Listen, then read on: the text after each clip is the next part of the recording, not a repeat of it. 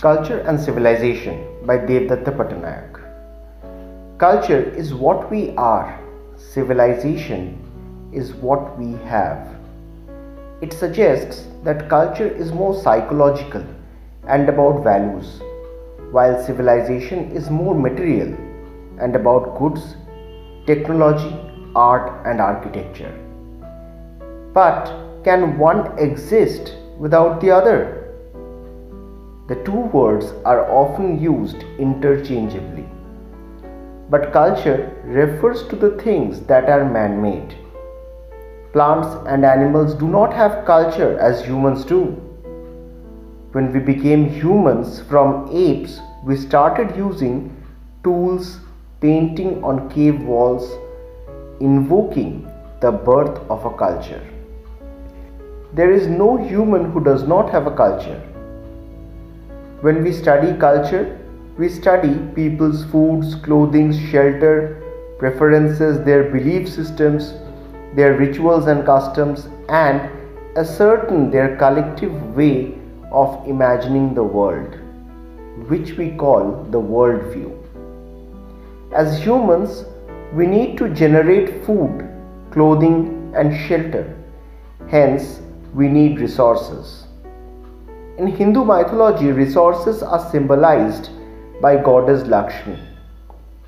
To fulfill our basic needs, we need power in the form of tools and technology.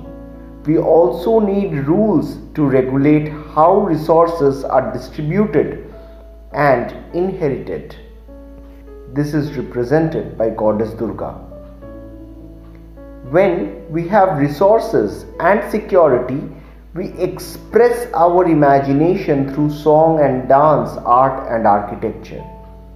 We share our knowledge with the future generation. This is all embodied in Goddess Saraswati.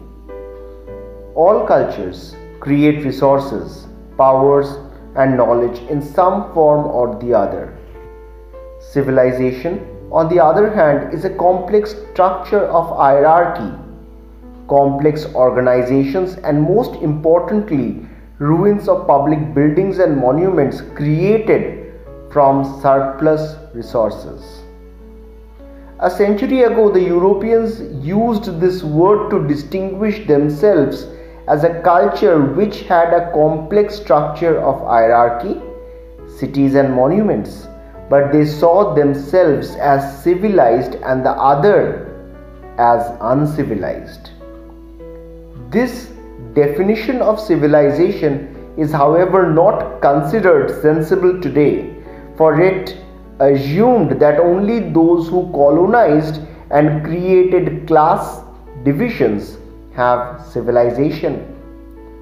Culture and civilization were seen as a part of the spectrum, a worse hierarchy.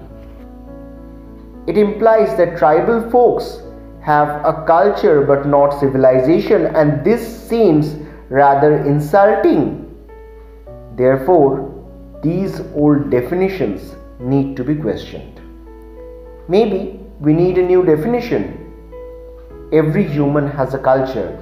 A culture takes care of its own people, while a civilization engages with other cultures through trade. For example, Stone Age cultures turned into Bronze Age civilizations because they began trading. Metal and stones from mountains were exchanged with agricultural settlements in river valleys. The Harappan civilization of India traded with the modern day Iraq and Iran 4,500 years ago. Harappans exported via sea routes cotton textiles, Siamese oil, ivory, beads made of carnelian, agate and other semi-precious stones, live chickens, water buffaloes, dogs. In exchange, they received bitumen, incense, silver, copper and wooden textiles. Here is another example to clarify how culture is different from civilization.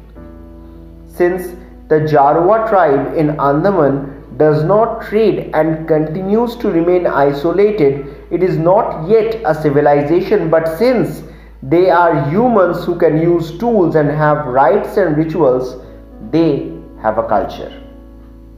Also, along with goods, ideas are exchanged and cultures transform. In order to trade, you need goods and an exchange mindset.